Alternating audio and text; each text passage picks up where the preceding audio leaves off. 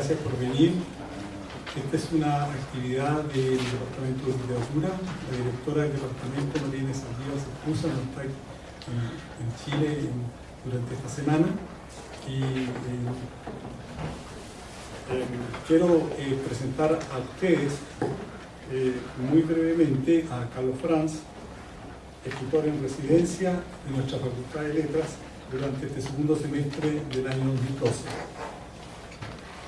De su biografía universitaria, indiquemos que estudió Derecho en la Universidad de Chile y milagrosamente se recibió. Su primera novela, Santiago Cero, transcurre en ese espacio de aguas estancadas, pesada carga de una tradición que los jóvenes soportan con rebeldía pasiva. Novela publicada en 1989, constituye un manifiesto generacional sobre el exilio interior. En 1996 publica El lugar donde estuvo el paraíso, situada en Iquitos, frontera mental donde los héroes luchan por no perder el horizonte. Una historia colorida en sepia de fidelidades familiares.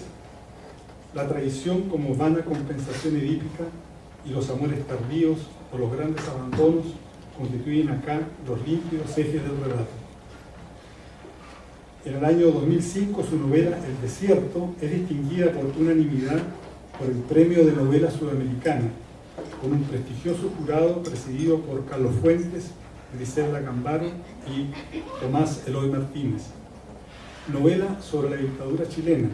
En este desierto se arma un escenario para que todos los actores e instituciones irrumpan y se enfrenten en un cuadro valórico que establece raras y siniestras combinaciones entre el bien y el mal, madres e hijas, curacas y sacerdotes católicos, militares y civiles, animan un espectáculo regido por las tensiones entre lo público, lo privado, lo sagrado, lo profano, la historia ilustrada, el rito y la oralidad. Novela que intercambia política y sexo, deseo y frustración, derecho y religión, en un relato que nos obliga a decidir cuál será nuestro destino.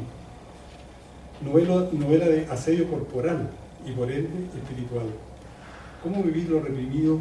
¿Cuánto sublimar? Estos son los ejercicios espirituales de nuestro desierto estelar. A este libro, maravilloso y complejo tejido andino, le sigue una coda, La prisionera, del año 2008, conjunto de cuentos situados en el mismo lugar de la Pampa nortina, espacio por supuesto fantasmagórico. Su última novela, Almuerzo de vampiros, constituye una sátira sobre nuestros sueños cotidianos. Además de narrador de ficciones, Carlos Franz es un insigne ensayista. Escribió un ensayo ya clásico sobre novela chilena y ciudad, La muralla enterrada, del año 2002, e innumerables textos sobre lengua y cultura, sobre arte e ideología. Ha sido profesor visitante en las universidades de Cambridge y de Londres.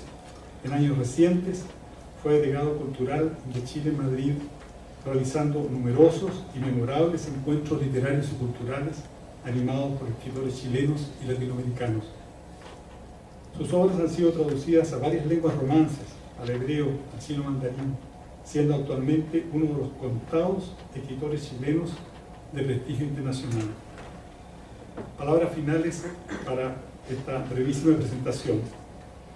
Le debo a los personajes del escritor Carlos Franz haber desentrañado una de las madejas que conforman nuestra literatura, la orfandad, nudo existencial que abarca la dictadura, la familia y la desmemoria, o si ustedes quieren, la violencia y el erotismo que generan el miedo y la rebelión. Con ustedes, Carlos Franz.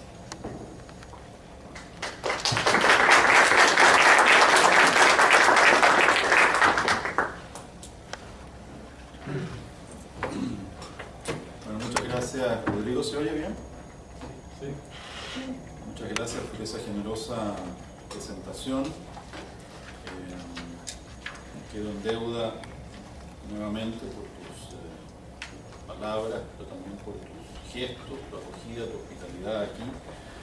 Como lo estoy también con la Facultad de Letras en general, por haberme invitado a ser escritor residente durante este semestre. Es una experiencia que hasta ahora he disfrutado mucho. Hacía años que no hacía clases, que no tenía contacto con los alumnos, que no hacía tampoco taller literario, que lo estoy haciendo ahora, y han sido unas experiencias refrescantes, muy interesantes para mí, en las que creo que aprender más yo que mis alumnos.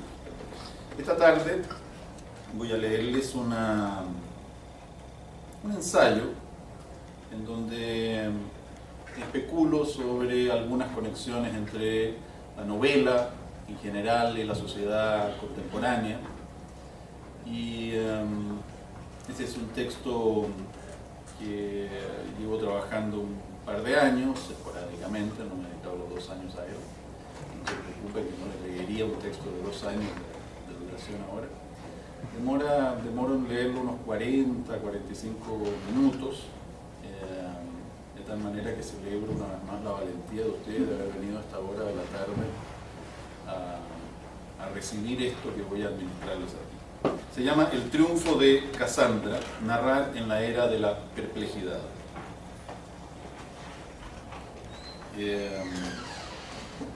Solo ayer he incorporado un epígrafe tomado del libro del Dao, Lao Tzu: tenerlo todo es estar perplejo. Casandra, la hija de Príamo y Hécuba, profetizó a los troyanos grandes males si aceptaban el caballo de madera que les regalaban los aqueos. Todos sabemos que nadie le creyó y que Troya fue destruida. Un poco menos conocido es el origen de su don profético. En la versión que prefiero, Casandra, la más bella de las hijas de Príamo, es requerida de amores por el dios Apolo. Ambiciosa, la joven exige al dios un regalo a cambio de entregarse. Apolo le concede el don de la profecía. Casandra, bonita y voluble, una vez recibido el regalo, se niega a ser suya. Entonces, Apolo la castiga ingeniosamente. En lugar de quitarle el don profético, la condena a que nadie crea en sus vaticinios. Casudo, Dios. La novela ha sido la Casandra de nuestra época. No sugiero que la novela posea poderes adivinatorios. Ni siquiera aludo al viejo don del vaticinio atribuido a los vates, a los poetas, aunque comparto que toda narrativa de calidad es poética. Pero sí propongo que la novela, al condensar aquello que hay de permanente en el pasado, nos ayuda a interpretar nuestro presente, y de allí que un lector del futuro pueda decir, metafóricamente, que la novela predice. Desde las murallas de Troya, Casandra se adelanta a interpretar las claves del pasado que conducirán al irremediable presente y futuro de su ciudad. Las formas y temas de la novela moderna son afines a la variabilidad multiforme de la sociedad contemporánea. La novela moderna, con sus características de libertad interna, de multiplicidad de formas, de insumisión a las reglas, de supuesto libre albedrío de los personajes, se asemeja a la idea de una sociedad abierta, con énfasis en el individuo, secularizada, desritualizada. Sugeriré que esto se debe a una afinidad esencial de la novela con la sociedad moderna de la cual es hija. Hija, tenida por loca, la novela anticipa el futuro del reino que la desoye. Voy a saltarme un poco para hacer esto un poco más breve. Esta tarde quiero sugerir algunas cualidades intrínsecas de la novela que explicarían su afinidad con la época en que vivimos. Cualidades que han estado en el ADN, en lo más genuino de la forma expresiva que llamamos novela desde sus orígenes. Voy a hacerlo examinando algunos casos recurrentes de imaginería novelesca que he sintetizado en 2 metáforas. Estas son la paradoja de los gigantes y la incertidumbre de los fantasmas. A modo de epílogo les ofreceré al final una segunda y última paradoja, la de lo indecible. La paradoja de los gigantes. La ficción entraña una paradoxa, un conocimiento alternativo, paralelo. La novela, porque es paradójica, crea un saber más allá o más acá del conocimiento establecido. Para definir paradoja podríamos acudir al diccionario, pero para este ensayo prefiero acudir a la sabiduría intuitiva e ingenua de los propios novelistas.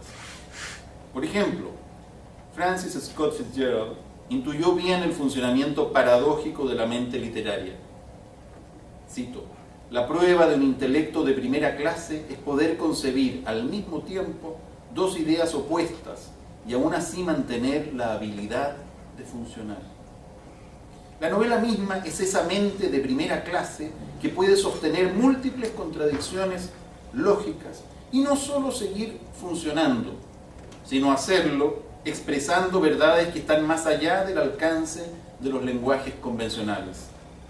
En una de las escenas más trilladas, más extraordinarias de la literatura universal, encontramos nuestra primera paradoja de los gigantes.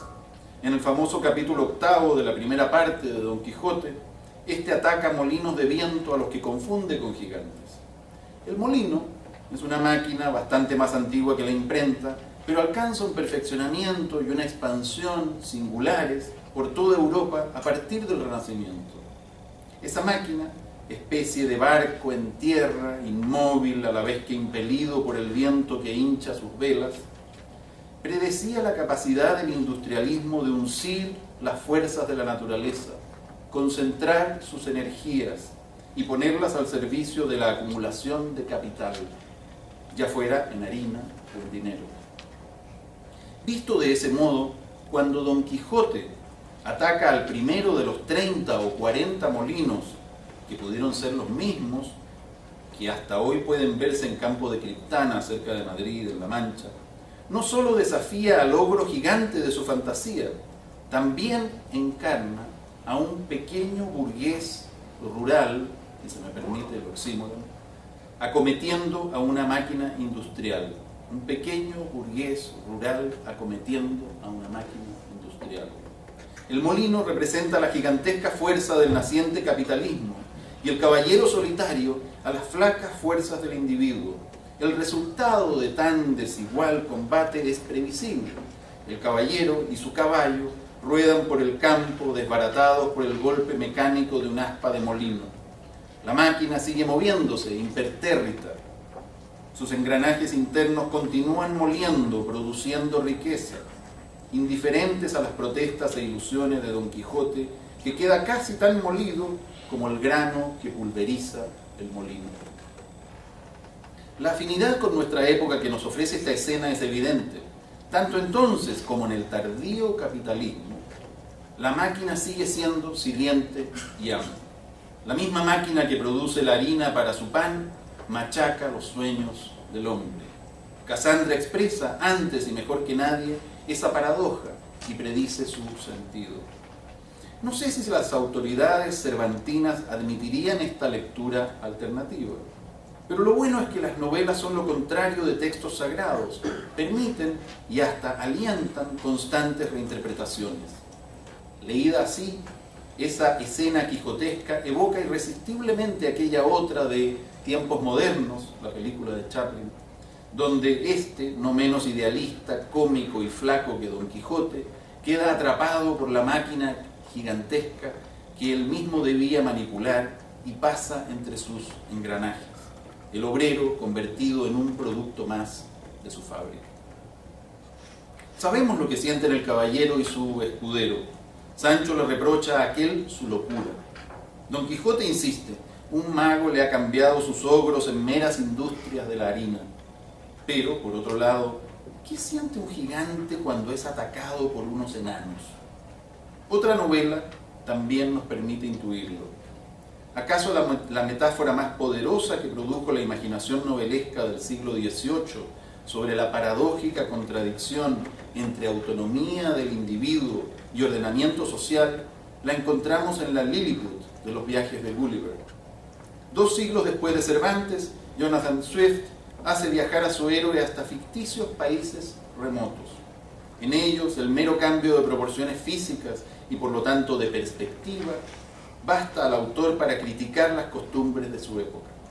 Tras su naufragio en la isla, ocurrido en 1699 y cerca de Java, la exactitud es requisito esencial de la buena fantasía, Gulliver cae profundamente dormido.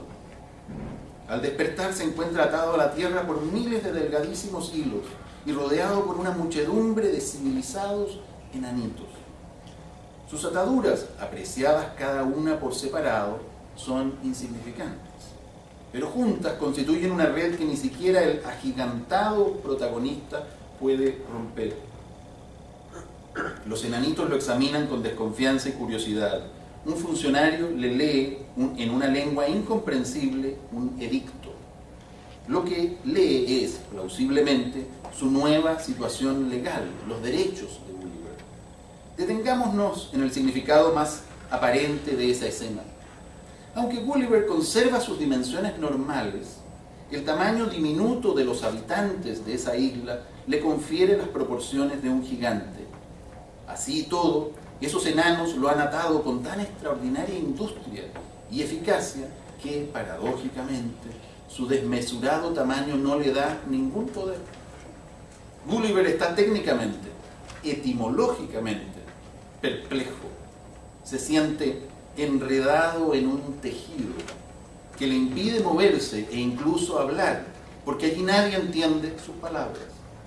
Poco después, los enanitos le administran una pócima y cuando vuelve a despertar se encuentra atado por un pie con una cadena sujeta a un gran templo que para él tiene las dimensiones de una casucha de perros, para perros. Esa imagen del gigante inmovilizado, perplejo, conserva su poder alusivo 3 siglos después. Allí está su valor profético, digo yo. Podríamos leerla así: los derechos del ciudadano crecieron casi al mismo ritmo con el que se empequeñecía el individuo en una sociedad de masas necesitada de más y más reglas para mantener el orden. Las innumerables ligaduras del Estado de Derecho garantizan la seguridad del conjunto, sacrificando la libertad de sus partes. El empoderamiento del ciudadano, como se dice ahora, aumenta en teoría, pero también prolifera la maraña de reglas burocráticas que inmovilizan al gigante que podríamos ser, convirtiéndonos de hecho en enanitos.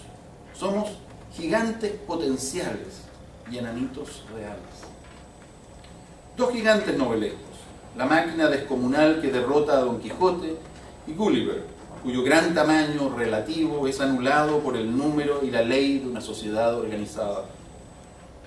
En ambos casos, Casandra, la novela, al cambiar las proporciones, profetizaba paradojas. En Cervantes, la máquina, la industria capitalista, es un gigante que no solo produce pan y riquezas, sino que golpea y aturde al minúsculo individuo. En Swift, la sociedad altamente organizada y civilizada, donde el sujeto ha crecido hasta convertirse en un gigante jurídico, es también una sociedad de masas, donde al individuo lo subyugan miles de obligaciones que, como minúsculas ataduras, en la práctica lo inmovilizan. Atado, el gigante se convierte en un enano más. La novela moderna abunda en gigantes, en cambios de proporciones que engendran paradojas. Está, por ejemplo, la Alicia de Lewis Carroll, que según crece o disminuye de tamaño, percibe de manera distinta las contradicciones que enfrenta su fantasía. Pero he escogido destacar, a propósito, aquellos gigantes cuyo valor político es más notorio. Agregaré un tercer monstruo para cerrar esta gigantología. Este es virtual. Su nombre, Big Brother, el líder ubicuo de la novela de Orwell, 1984. Orwell, como Swift, cambia las proporciones, hincha al Estado hasta hacerlo omnisciente. Es tan enorme que lo vemos en todas partes, y él nos vigila hasta en el interior de nuestras casas. No podríamos decir dónde empieza y dónde termina, por tanto, no hay cómo esconderse de él. Aunque no creía que su mundo de pesadilla fuera a cumplirse literariamente, Orwell fue una Casandra perfecta. Pocos le creyeron en su tiempo, los progresistas lo llamaron loco, y los que ahora dicen creerle lo hacen aliviados de que ese mundo totalitario sobreviva solo en rincones como Corea del Norte, Birmania o Cuba. No obstante, muchos intuimos que la profecía orwelliana sigue vigente en sentidos inesperados. No me refiero al show de la telerrealidad bautizado con el nombre de Gran Hermano, aunque es sugestiva la popularidad mundial del mismo. La sociedad de la delación orwelliana no queda tan lejos de nuestra sociedad de la información. Consideremos más bien la vigencia de la neolingua inventada por Orwell, ese léxico oficial del cual se eliminaban las palabras correspondientes a las ideas que no se debían pensar. Una suerte de neolingua universal ya está con nosotros. Podemos constatarla en el empobrecimiento del léxico minimizado para asegurar comunicaciones globales, en el arrinconamiento de la palabra al pie de foto de la realidad, en la miniaturización de los mensajes, simétrica al desarrollo de las nanotécnicas, el desarrollo del enanismo técnico. Qué contento se habría puesto Svet en este tema. En este clima, la declinación de las humanidades y con ellas de la lengua como memoria no debiera sorprender a nadie. En la sociedad de la información, la lengua no solo se adelgaza, sino que se desembaraza de su pasado, a mayor velocidad que nunca. De hecho, a mayor velocidad que la memoria. Esta intenta alcanzarla, pero va quedando atrás. Un idioma global cada vez más desprovisto de memoria, cada vez más actual y menos ancestral. ¿No es acaso una neolingua? Se me ocurre, entre paréntesis, una distopía lingüística, una sociedad del mañana tan actual que de su lengua hayan desaparecido las conjugaciones verbales en pasado. Solo hablaremos en presente y quizás en futuro. La paradoja de los gigantes también se verifica en la novela de Orwell. Winston Smith es funcionario del Partido Único. Smith es parte del gigante. Trabaja en su Ministerio de la Verdad. Modifica a diario los registros del pasado para que coincidan con las intenciones del presente. La memoria sacrificada en el altar del deseo. ¿Cuál es el mayor deseo de ese gigantesco presente orwelliano que devora al pasado y secuestra al futuro? La respuesta usual ha sido el poder. El Estado totalitario desea una cosa por sobre todas: más poder. Creo que podemos corregir con ganancia esa conclusión, demasiado obvia. Para deducir algo así no hace falta una novela. La filosofía política nos lo explicaría mejor. Lo que una novela como 1984 aporta a nuestro conocimiento del mundo es precisamente la paradoja, la red de paradojas que constituyen el tejido mismo de esta novela. En 1984 el Ministerio de la Paz es aquel encargado de la guerra, y el Ministerio del Amor es el lugar donde se reprime y se tortura. Una lectura superficial concluiría que se trata de ironías. Error. El objetivo del Ministerio del Amor es el amor. Lo que nos está diciendo Cassandra es que el Gran Hermano realmente quiere que reinen el amor y la paz y la felicidad. Y que incluso es posible que en esa sociedad casi todos hayan alcanzado ese estado beatífico, excepto precisamente el gigante, Big Brother, y los miembros del partido del gigante, que sacrifican por los demás lo más valioso que tienen, su ignorancia.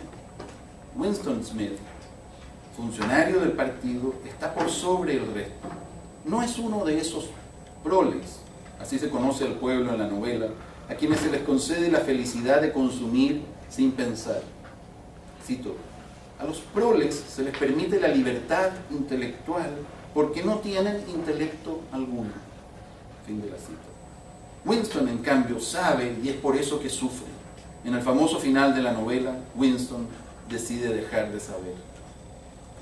Paradojas novelescas que permiten interpretaciones políticas. Cassandra predijo nuestro tiempo porque la forma novela tuvo desde siempre afinidades con la época que vivimos. Fecunda en paradojas y sus consiguientes perplejidades. Enseguida, al tratar de la incertidumbre novelesca, propondré lecturas más bien psicológicas y no políticas, que posibilitan interpretaciones incluso parapsicológicas o sobrenaturales. En lugar de gigantes, hablaremos de fantasmas.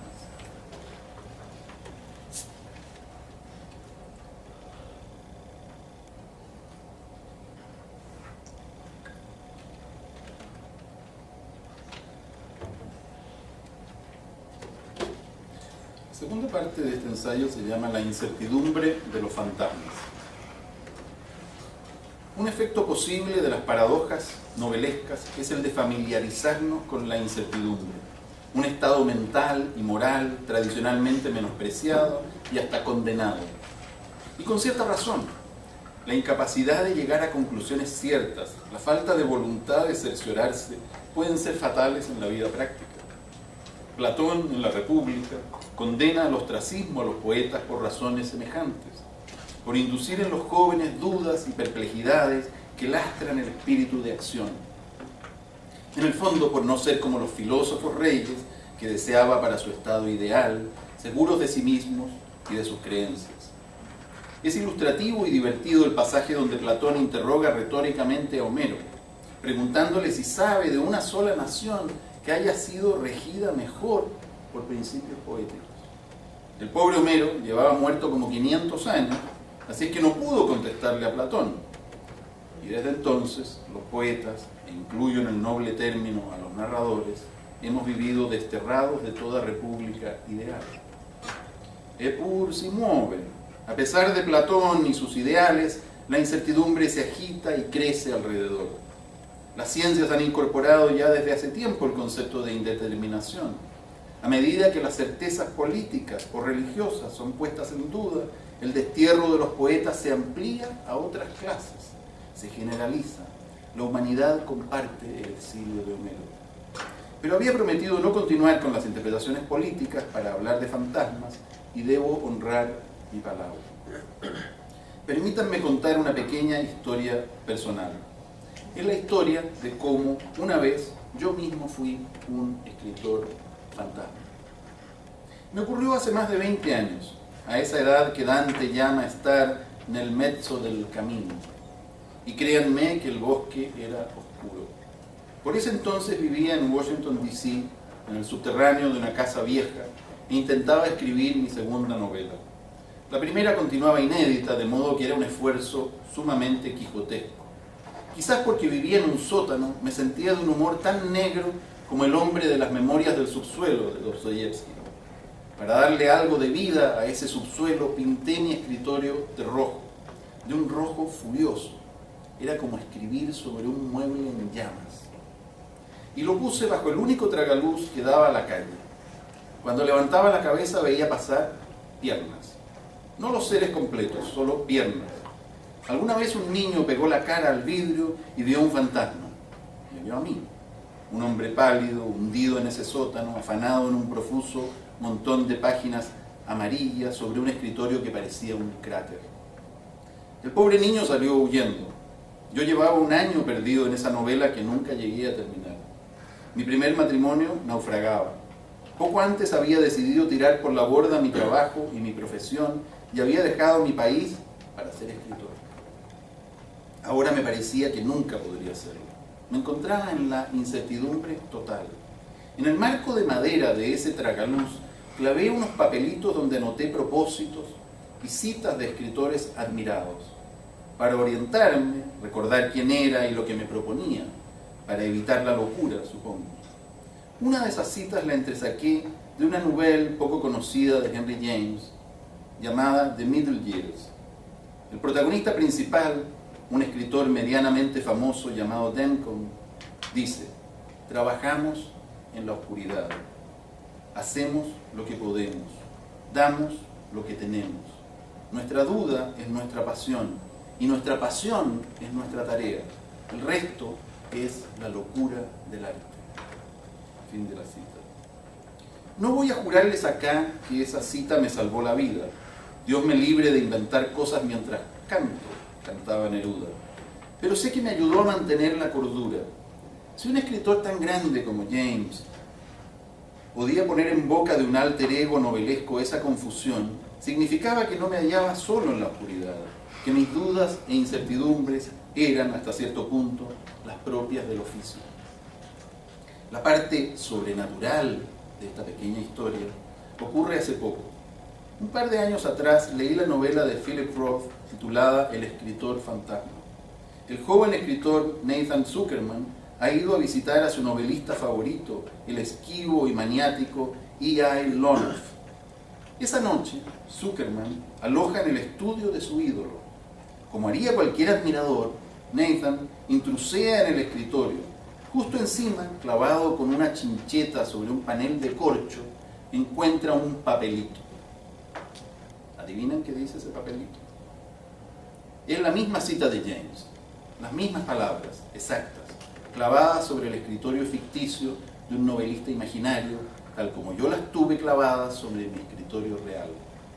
Al encontrar mi cita favorita sobre un escritorio imaginario, supe hasta qué punto yo mismo fui, y acaso sigo siendo, un escritor fantasma. Escritores reales e imaginarios trabajamos en la oscuridad, vivimos en la duda.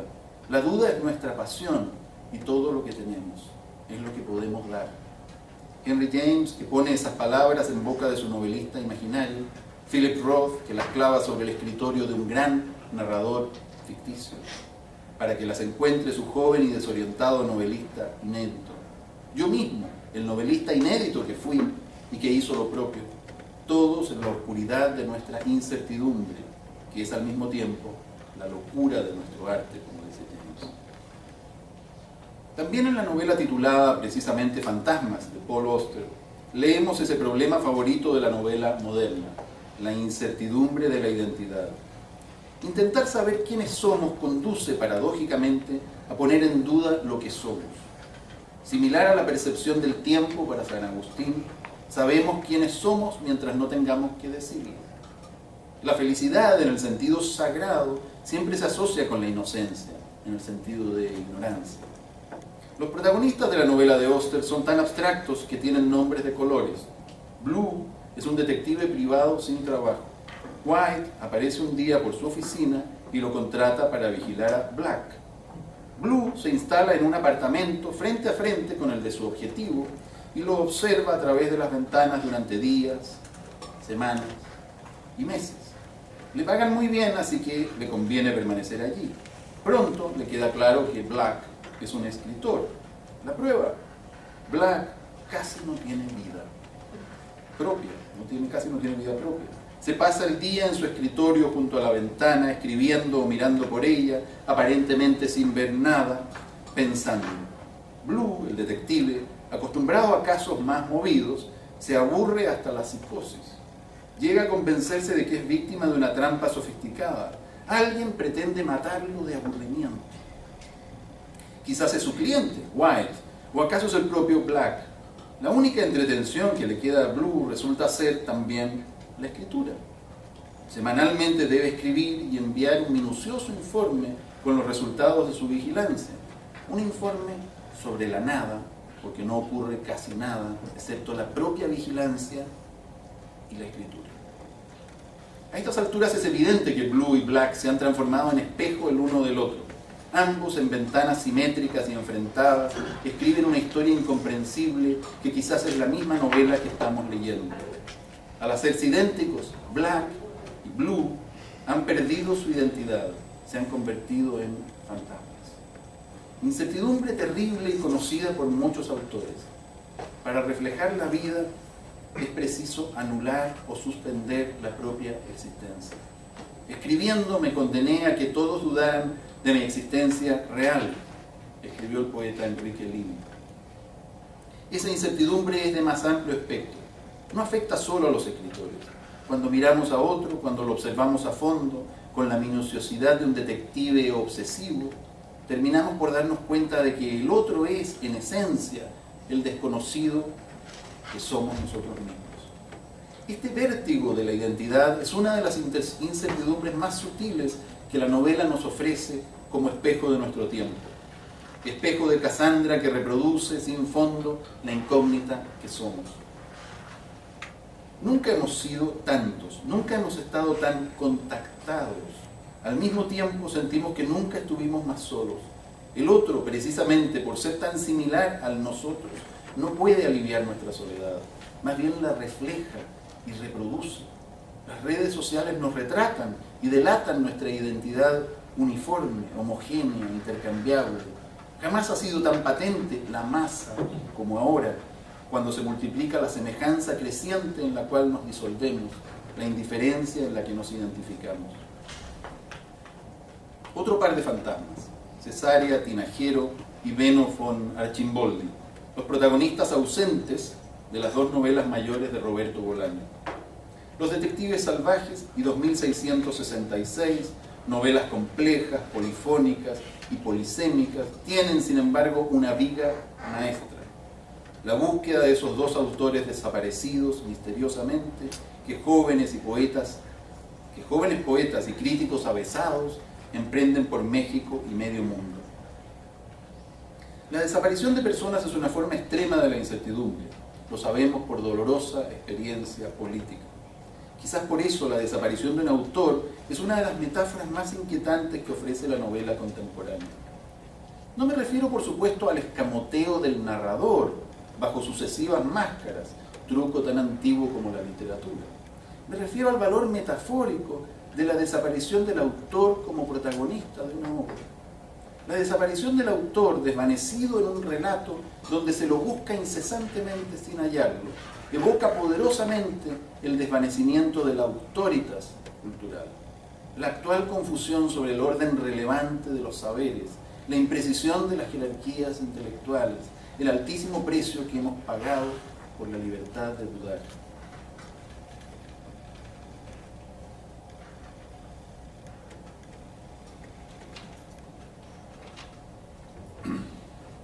Quisiera terminar esta parte convocando a un último fantasma, la escritora imaginaria Elizabeth Costello, protagonista de la novela de J.M. Coetzee del mismo título. Elizabeth Costello pronuncia conferencias alrededor del mundo. Ya septuagenaria y enferma, casi no escribe, pero sigue dando charlas, como hago yo ahora mismo. Elizabeth se esfuerza en aclarar la oscuridad de su trabajo para beneficio de sus lectores potenciales.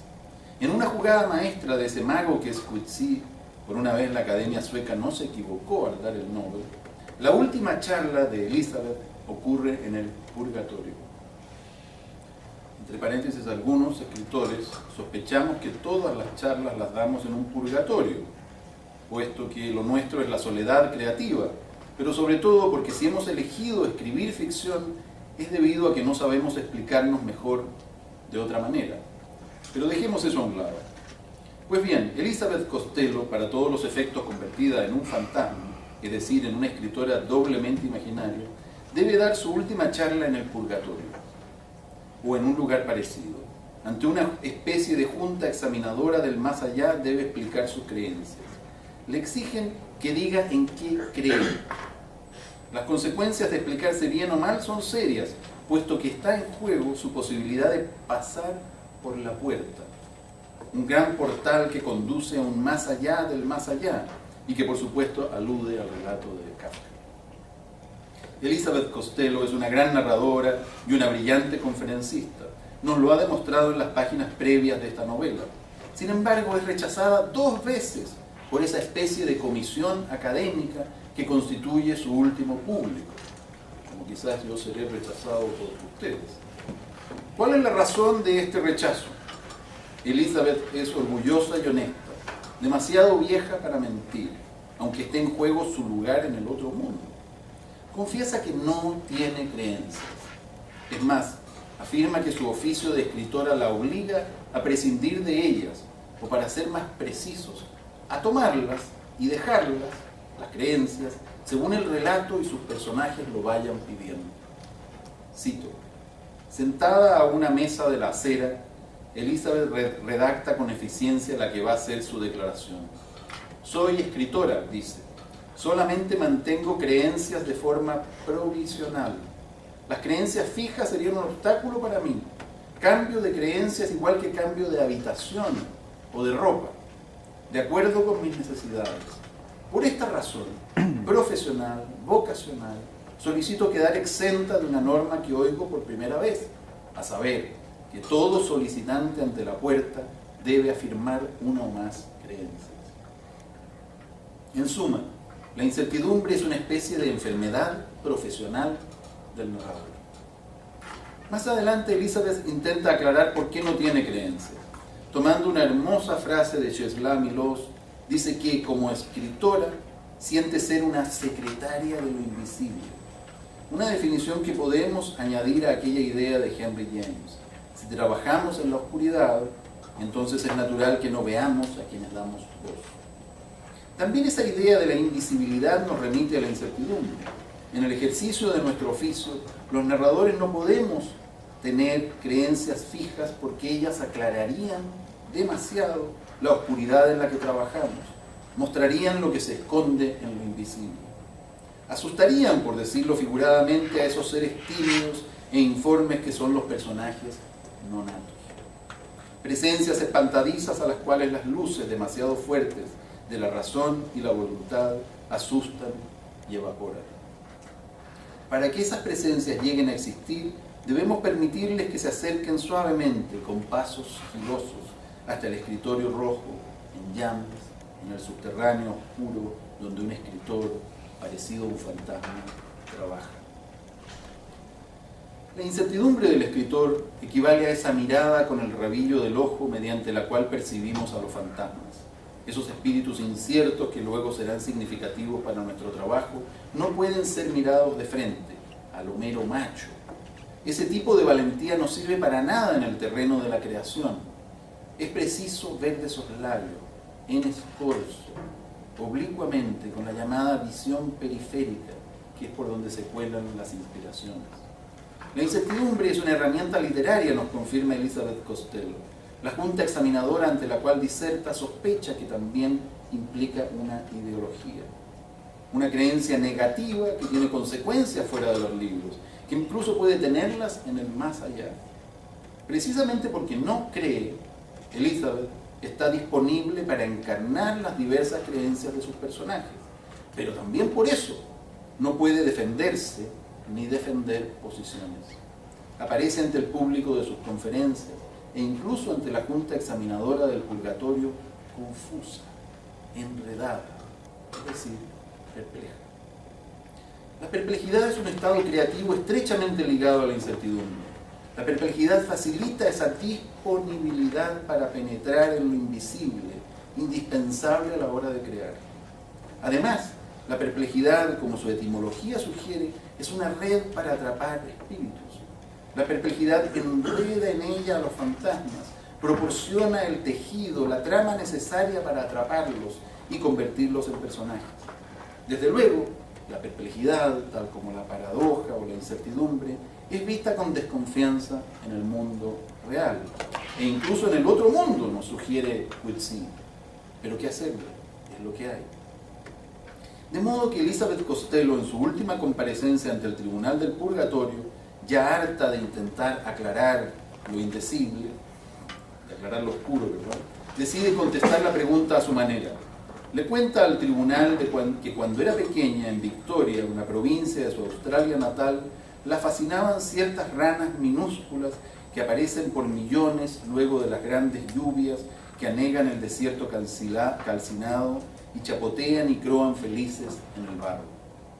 Cuando la sequía vuelve, las ranas van bajando, enterrándose cada vez más, hasta acabarse una pequeña tumba en la que hibernan por meses o años. Al retornar las inundaciones, las ranas se reaniman y reemergen. El fantasma de Elizabeth Costello afirma ante su público que, ya que la obligan a responder en qué cree, debe decir que cree en esas ranas. Para no arruinarles el final, dejo sin revelar el pronunciamiento de la junta examinadora del purgatorio. No les cuento si le permitirán a Elizabeth cruzar la gran puerta. Pero yo, desde este más acá y ante ustedes, me permito solicitar a ese alto tribunal respetuosamente que la dejen pasar. Elizabeth ha sido fiel a la incertidumbre de nuestro oficio. Ha compensado la confusión que su actitud produce en los demás con unas cuantas historias hermosas, como esa de las ranas. Por así decirlo, ha humedecido la costra seca de la realidad, permitiéndole a la vida secreta que bulle debajo emerger. Debería ser suficiente.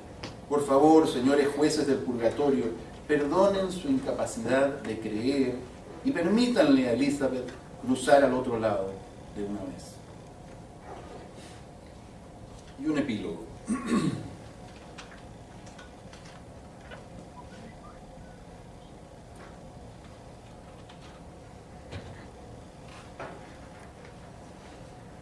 Pero ¿para qué? ¿Para qué tantas paradojas e incertidumbres? ¿Para qué tantas novelas? ¿No tenemos acaso suficiente con las inseguridades y contradicciones del mundo real? ¿Qué sentido tiene agregar más imprecisión a un universo ya suficientemente confuso? Las exasperadas preguntas anteriores nos remiten a una incógnita central en la literatura moderna. Si la narrativa y la poesía tienen algún sentido más allá de la diversión y el principio del placer, debería ser porque la literatura es capaz de decir algo que ningún otro medio, entre los innumerables y revueltos lenguajes contemporáneos, es capaz de expresar. ¿Qué puede decir la literatura mejor que ningún otro lenguaje? Permítanme la osadía de terminar intentando ofrecerles esta tarde una respuesta a esa pregunta que ha desvelado a tantos autores superiores a mí. Mi respuesta entraña una última paradoja. Lo que la literatura puede decir mejor es precisamente lo indecible. Al comienzo y en las famosas líneas finales de su Tractatus Logicus Philosophicus, Ludwig Wittgenstein afirma: aquello que puede ser dicho claramente. Aquello sobre lo que no es posible hablar, es preferible consignarlo al silencio. En otras palabras, sobre lo indecible es preferible callar. Ese famoso enigma de Wittgenstein creo que puede resolverlo Cassandra.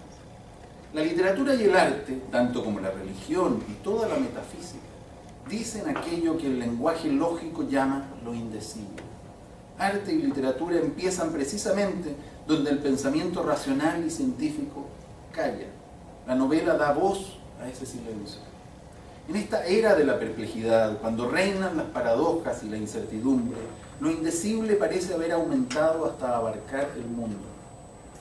Como enseña el libro del Tao, tenerlo todo es estar perplejo.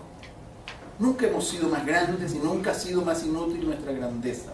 Nunca hemos sido más ricos en conocimientos y nunca hemos estado menos seguros de lo que conocemos. Por eso jamás hemos estado más perplejos que ahora. Nos sentimos enredados, sin saber qué decir. Estar perplejo, de acuerdo a su origen etimológico, consiste en estar embrollado, enredado, entretejido sin saber a qué y en dónde. Esa era la situación de Gulliver cuando los enanitos lo ataron al suelo de esa isla extranjera. No hablaban su idioma, así que Gulliver no sabía qué decir ni qué le decían. Su lengua estaba tan atada como el resto de su cuerpo. Quedarse sin palabras, enfrentado a lo indecible, es la condición del perplejo. Aquí es donde entra la novela. Aquí ella viene a ponerle palabras al silencio del perplejo, porque la novela, y este es el triunfo de Cassandra, siempre nos dijo que la experiencia de lo indecible constituye el núcleo de nuestro ser. Todos hemos tenido, creo yo, la experiencia de quedarnos sin palabras, justamente cuando las precisábamos para expresar cosas verdaderamente importantes. Cuando intentamos expresar el amor o el dolor, la experiencia de la belleza o el abismo de la angustia, solemos decir: no tengo palabras. ¿Cómo contarle a mi amigo la extraordinaria belleza que yo veo en mi amada y que él parece no ver? ¿Cómo comunicar a mi amada lo sutil y verdadero que fue aquel sueño de anoche, cuando las palabras diurnas parecen incapaces? Ese quedarnos sin habla, perplejos ante la belleza o el espanto, constituye nuestro instintivo reconocimiento de haber llegado al límite del lenguaje convencional. Más allá de ese límite comienza lo indecible, el reino de la incertidumbre y la paradoja. Allí también, en esa oscuridad, es donde trabaja la literatura. Allí es donde Cassandra busca las palabras para nombrar sus corazonadas. Hombres perplejos, escuchen cómo hago hablar al silencio, nos dice Cassandra. Aquí late el oscuro corazón del humano. Gracias.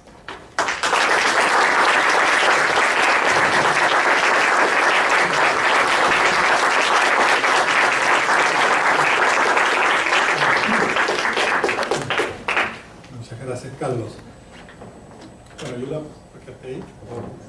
No, prefiero Acá, ¿sí?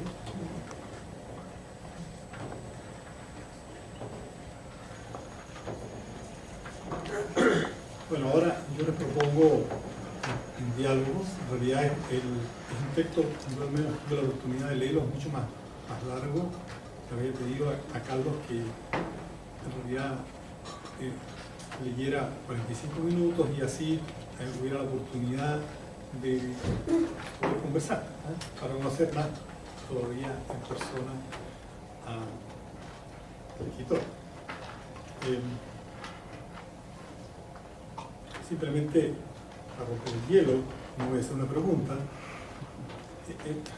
A mí me gustó mucho esta reflexión sobre, en realidad, el artista en la sociedad contemporánea. Es una reflexión sobre el escritor, qué significa ser escritor, vivir y ser aceptado en la sociedad actual. Esta idea del escritor moderno, ¿no es cierto?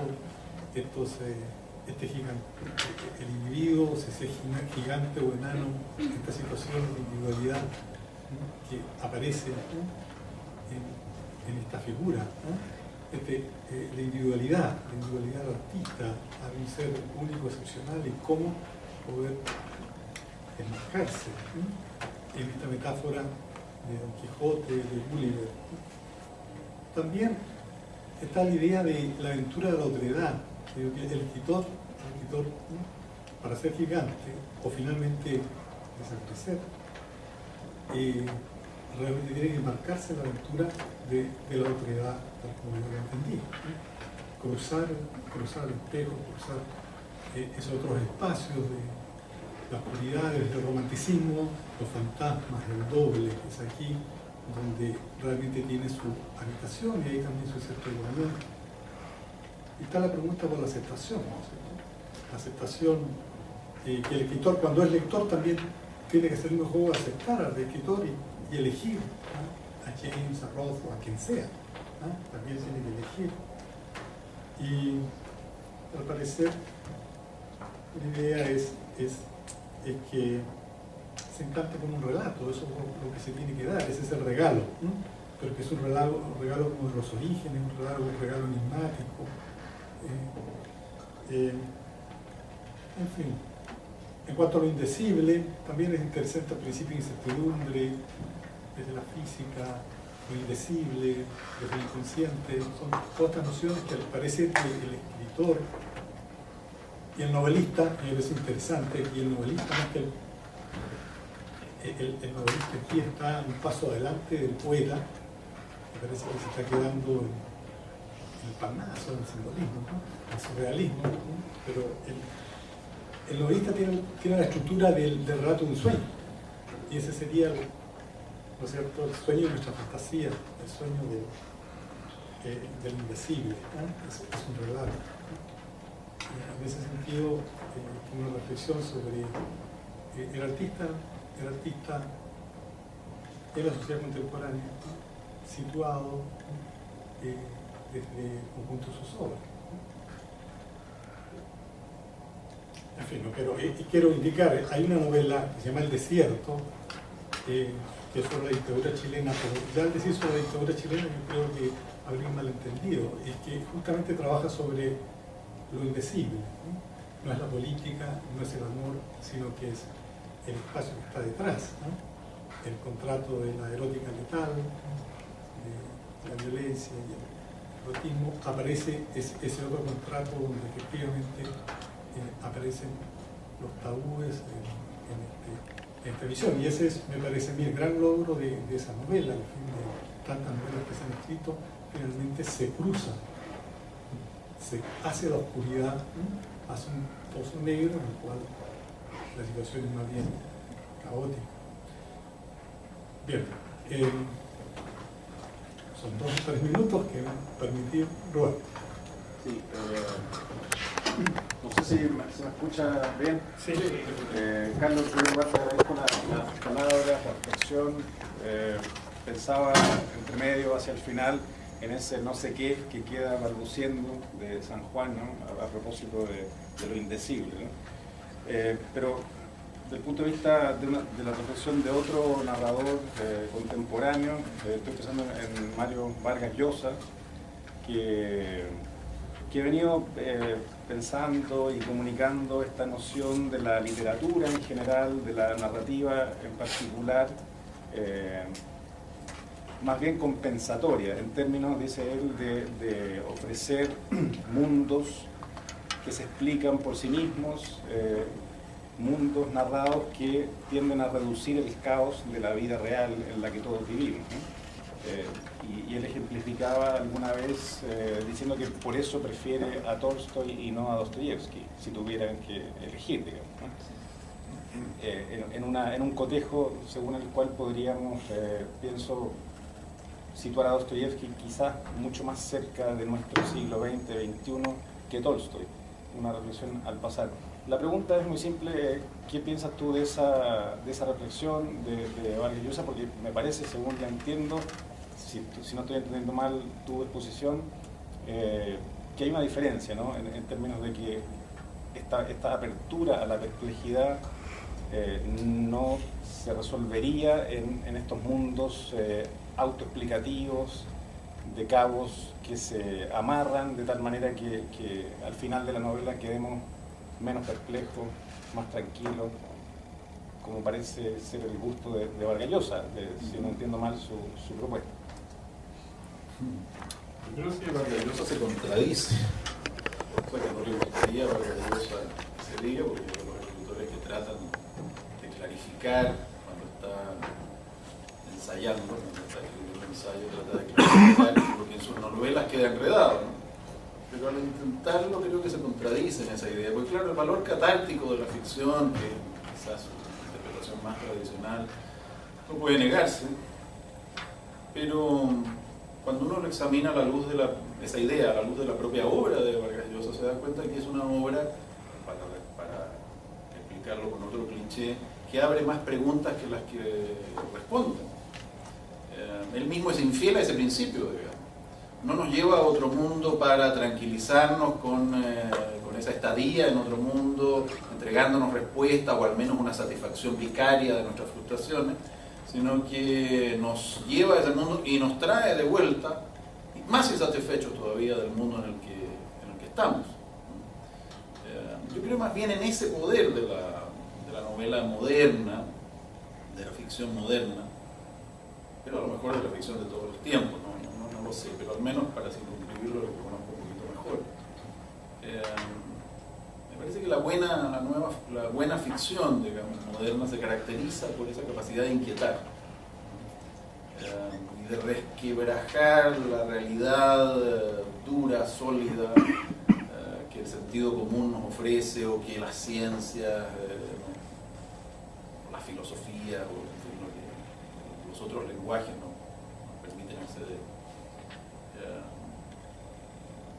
Te diría eso es lo que pienso. Primero Pablo y luego Rodrigo. Bueno, muchas gracias por la lectura, muy interesante. Me quedé pensando a propósito de este recorrido que hiciste de Cervantes y Swift y Carroll, y me quedé pensando, ¿cómo ves tú el rol del humor en la novela chilena, donde pocas veces se da? Donde hay un cierto temor, digamos de alguna manera, mi visión, a jugar con entrar y salir en las paradojas mismas, digamos. Creen estar viviendo una paradoja, pero en el fondo le tienen serio temor a volverse ellos mismos una paradoja, cosa que Cervantes no le tenía. Ni Swift tampoco, digamos. Estoy pensando en los poemas de Swift, por ejemplo. O sea que ya la cuestión es al extremo.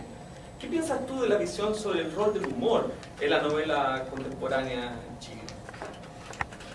Cuesta responderte esa pregunta, que es muy buena, que a mí mismo me inquieta en mi praxis, en mi práctica, porque es un elemento que me gustaría incorporar, que de hecho he intentado incorporar en algún trabajo mío, pero no sé si mis bromas ahora eran muy pesadas o qué pasó, pero la gente lo encontró un poquito más bien de humor negro, los que comentaron ese aspecto de una novela mía que se llama Almuerzo de Vampiro. Yo pensaba que no, que era una novela muy humorística. Eso pasa siempre con los chistes, no sabemos si la gente lo va a entender como nosotros.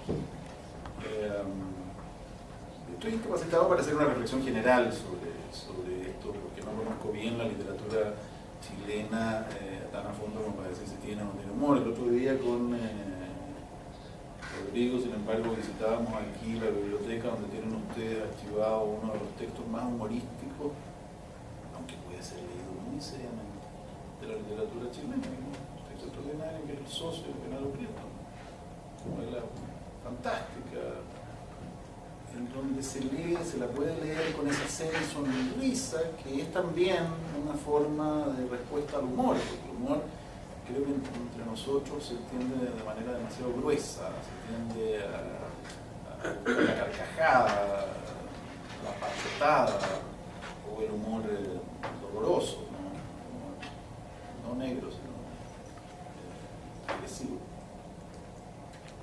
Eso lo podría decir así. Dicen en España a bote pronto. Lo digo luego, Kenneth Franklin, que ya había un problema. Estuve pensando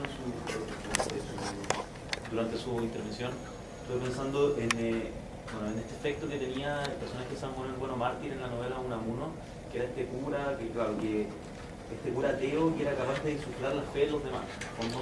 Y que un poco me parece que, no sé si se conecta, pero me parece que era un poco el personaje de Isabel Costello, ¿no? Esta escritora que era capaz de hacer que uno se sintiera identificado con su personaje sin ella creer, digamos, en ese mundo ficticio. Y como eso pone en cuestión también una escritura de certeza, ¿no? Una escritura comprometida, o con un cierto compromiso con la verdad. Es una pregunta, ¿cómo se para dentro de esta perspectiva de la literatura, que es como una perspectiva de la novela como esta perspectiva, ¿no? Con la comentada escritura comprometida?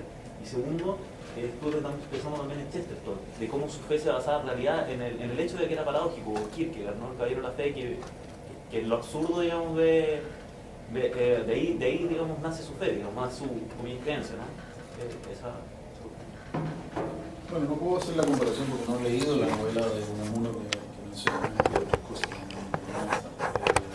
he leído algo de Chesterton hace tiempo, con mucho placer, con ganas de releerlo.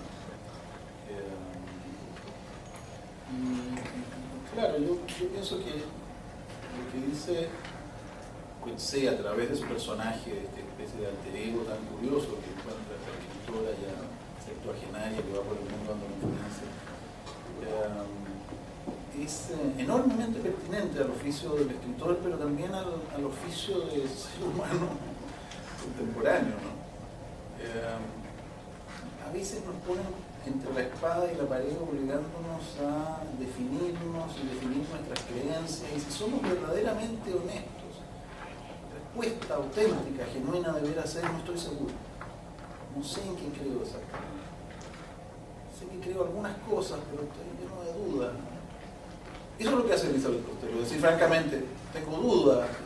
Es más, pasa que por ser escritor de ficciones, mi condición profesional, como decía allí yo, mi enfermedad profesional es el no tener creencia.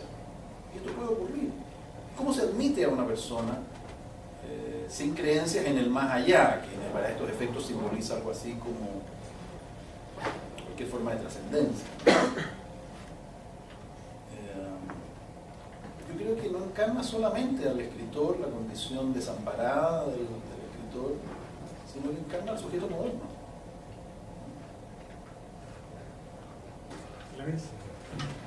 También quiero felicitarte por esta conferencia muy sugerente y buena calidad, como tú dices.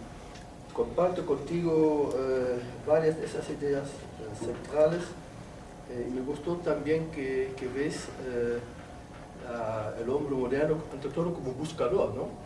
Y mencionaste dos o varias novelas policiales en el sentido que usan el detective como el buscador, como el género detectivesco, como el género que expresa un poco esa situación del hombre moderno que busca la realidad, la verdad, o sea, lo que sea, sin llegar, en el caso de Bolaño, nunca a un término feliz, digamos, ¿no es cierto?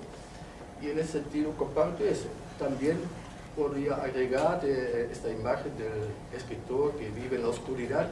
Hay una imagen muy linda de Kafka que dice: el escritor está en un túnel oscuro, ¿no? Que hay alguna lucecita desde muy lejos, digamos, ¿no es cierto? Es también una metáfora muy linda para escribir la situación del hombre actual. Ahora, sin embargo, al final lo entendí bien y me gustaría que lo aclaras un poquito, porque dice al final la literatura, el arte, la religión, la metafísica, digo, intentan hablar sobre lo indecible.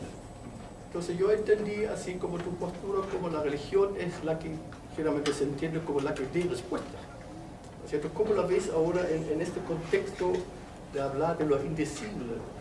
En la alusión a la literatura mística, ahí alguien dijo ya, Roberto, el nombre de Juan de la Cruz, ¿se refiere a esto? ¿O cómo entiendes la religión en este contexto, digamos? No, trato de sintetizar, y es un abuso de autoconfianza, si ustedes quieren, de la cual carezco en realidad. Trato de sintetizar esta idea de Wittgenstein tan difícil, ¿no? La reducción de la filosofía al lenguaje lógico y aquello que puede decir el lenguaje lógico es, en otras palabras, inteligible, es aquello de lo cual se puede hablar. De lo demás no se puede hablar en filosofía, en términos filosóficos. El lenguaje no tiene significado más allá de esos bordes, de esos contornos. Más allá entonces empieza el terreno para la literatura, el arte, o la religión, o la metafísica. Toda la metafísica de hecho queda allí, ¿no?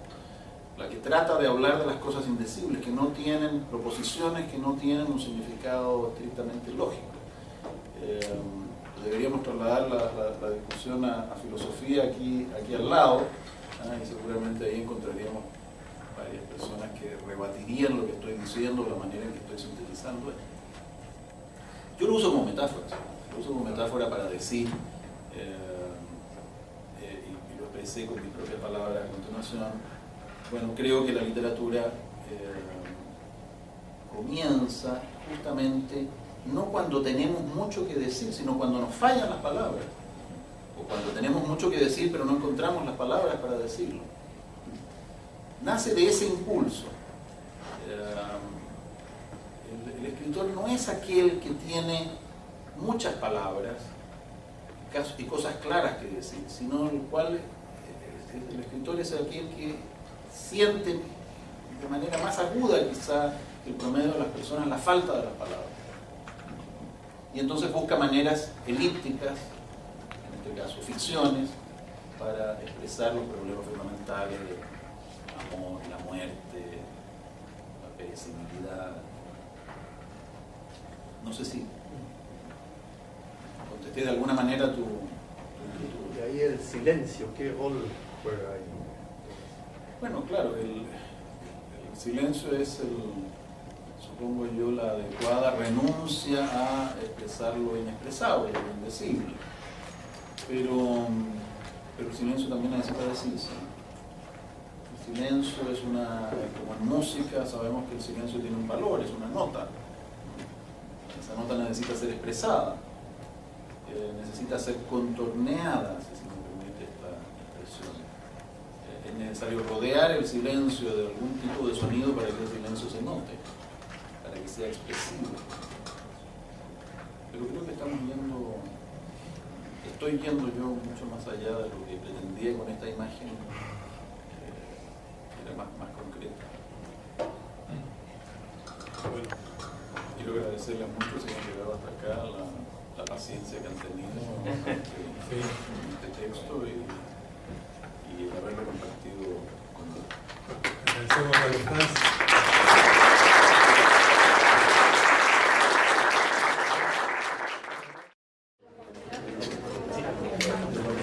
Buenas tardes. Gracias por venir. Esta es una actividad del Departamento de Literatura. La directora del departamento no tiene salidas excusas, no está en Chile durante esta semana. Y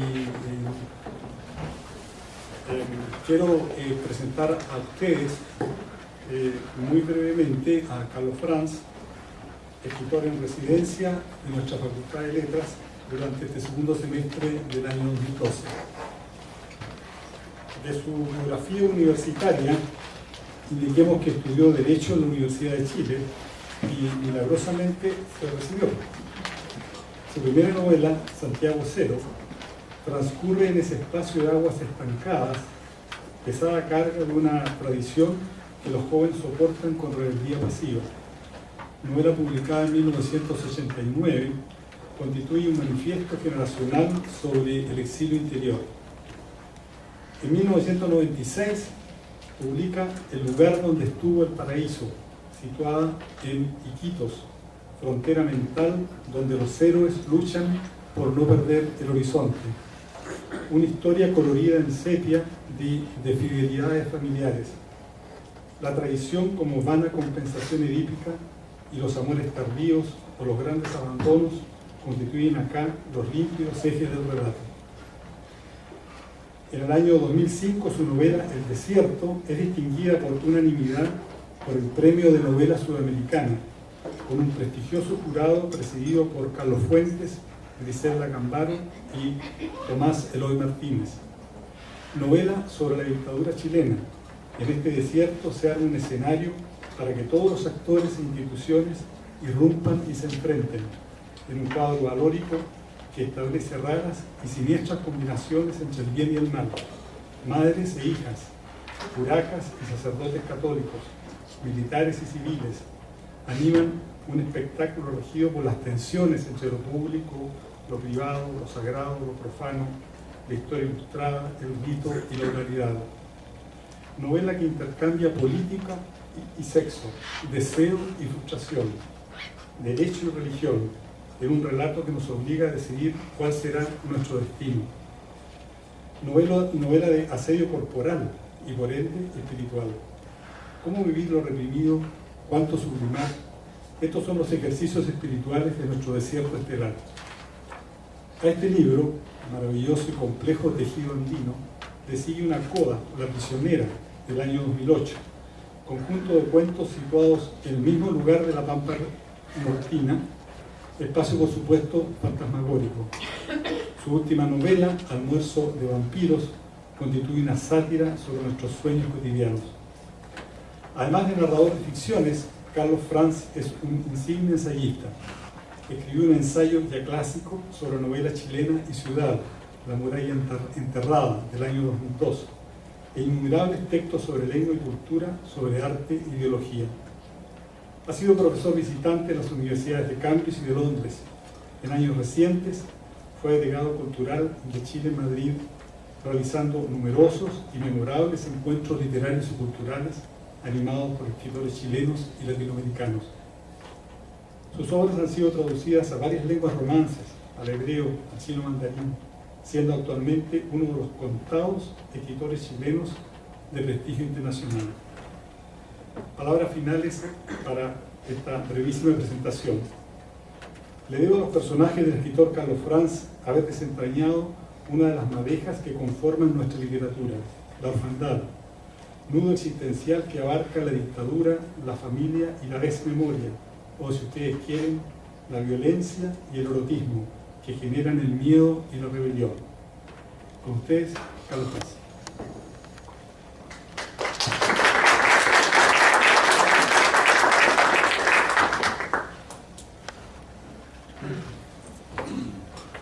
Bueno, muchas gracias, Rodrigo. ¿Se oye bien?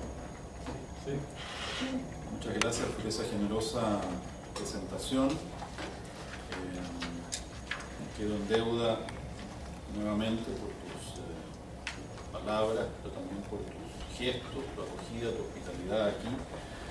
Como lo estoy también con la Facultad de Letras en general, por haberme invitado a ser escritor residente durante este semestre. Es una experiencia que hasta ahora he disfrutado mucho. Hacía años que no hacía clases, que no tenía contacto con los alumnos, que no hacía tampoco taller literario, que lo estoy haciendo ahora, y han sido una experiencia funcional.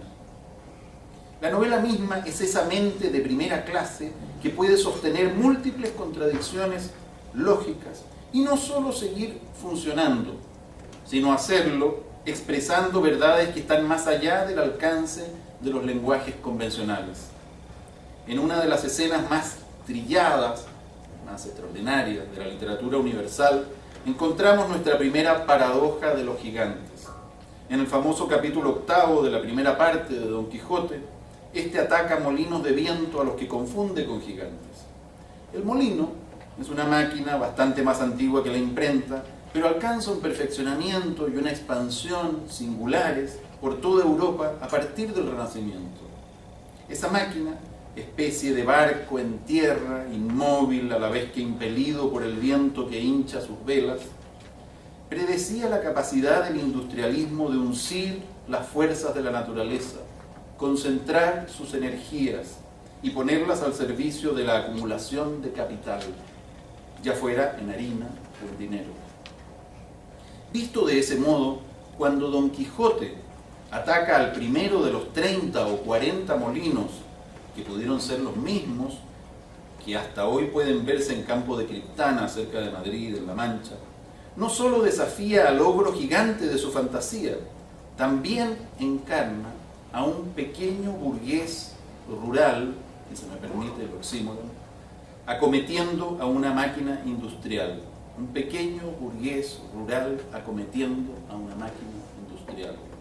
El molino representa la gigantesca fuerza del naciente capitalismo y el caballero solitario a las flacas fuerzas del individuo. El resultado de tan desigual combate es previsible. El caballero y su caballo ruedan por el campo desbaratados por el golpe mecánico de un aspa de molino. La máquina sigue moviéndose, impertérrita. Sus engranajes internos continúan moliendo, produciendo riqueza, indiferentes a las protestas e ilusiones de Don Quijote, que queda casi tan molido como el grano que pulveriza el molino. La afinidad con nuestra época que nos ofrece esta escena es evidente. Tanto entonces como en el tardío capitalismo, la máquina sigue siendo sirviente y amo. La misma máquina que produce la harina para su pan, machaca los sueños y de allí que un lector del futuro pueda decir, metafóricamente, que la novela predice. Desde las murallas de Troya, Casandra se adelanta a interpretar las claves del pasado que conducirán al irremediable presente y futuro de su ciudad. Las formas y temas de la novela moderna son afines a la variabilidad multiforme de la sociedad contemporánea. La novela moderna, con sus características de libertad interna, de multiplicidad de formas, de insumisión a las reglas, de supuesto libre albedrío de los personajes, se asemeja a la idea de una sociedad abierta, con énfasis en el individuo, secularizada, desritualizada. Sugeriré que esto se debe a una afinidad esencial de la novela con la sociedad moderna de la cual es hija. Hija, tenida por loca, la novela anticipa el futuro del reino que la desoye. Voy a saltarme un poco para hacer esto un poco más breve. Esta tarde quiero sugerir algunas cualidades intrínsecas de la novela que explicarían su afinidad con la época en que vivimos. Cualidades que han estado en el ADN, en lo más genuino de la forma expresiva que llamamos novela desde sus orígenes. Voy a hacerlo examinando algunos casos recurrentes de imaginería novelesca que he sintetizado en dos metáforas. Estas son la paradoja de los gigantes y la incertidumbre de los fantasmas. A modo de epílogo les ofreceré al final una segunda y última paradoja, la de lo indecible. La paradoja de los gigantes. La ficción entraña una paradoxa, un conocimiento alternativo, paralelo. La novela, porque es paradójica, crea un saber más allá o más acá del conocimiento establecido. Para definir paradoja podríamos acudir al diccionario, pero para este ensayo prefiero acudir a la sabiduría intuitiva e ingenua de los propios novelistas. Por ejemplo, Francis Scott Fitzgerald intuyó bien el funcionamiento paradójico de la mente literaria. Cito: la prueba de un intelecto de primera clase es poder concebir al mismo tiempo dos ideas opuestas y aún así mantener la habilidad de su experiencia refrescante, muy interesante para mí, en la que creo aprender más yo que mis alumnos. Esta tarde voy a leerles un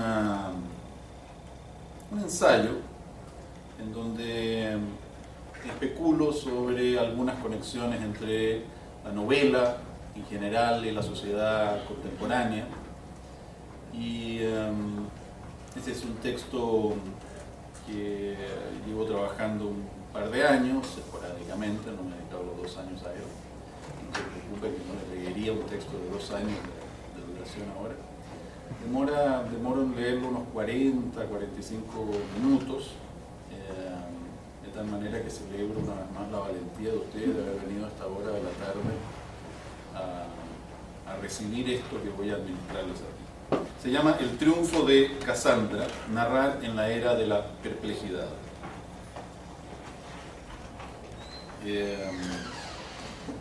Solo ayer he incorporado un epígrafe tomado del libro del Dao, Lao Tzu. Tenerlo todo es estar perplejo. Casandra, la hija de Príamo y Hécuba, profetizó a los troyanos grandes males si aceptaban el caballo de madera que les regalaban los aqueos. Todos sabemos que nadie le creyó y que Troya fue destruida. Un poco menos conocido es el origen de su don profético. En la versión que prefiero, Casandra, la más bella de las hijas de Príamo, es requerida de amores por el dios Apolo. Ambiciosa, la joven exige al dios un regalo a cambio de entregarse. Apolo le concede el don de la profecía. Casandra, bonita y voluble, una vez recibido el regalo, se niega a ser suya. Entonces, Apolo la castiga ingeniosamente. En lugar de quitarle el don profético, la condena a que nadie crea en sus vaticinios. Casudo, Dios. La novela ha sido la Casandra de nuestra época. No sugiero que la novela posea poderes adivinatorios. Ni siquiera aludo al viejo don del vaticinio atribuido a los vates, a los poetas, aunque comparto que toda narrativa de calidad es poética. Pero sí propongo que la novela, al condensar aquello que hay de permanente en el pasado, nos ayuda a interpretar nuestro presente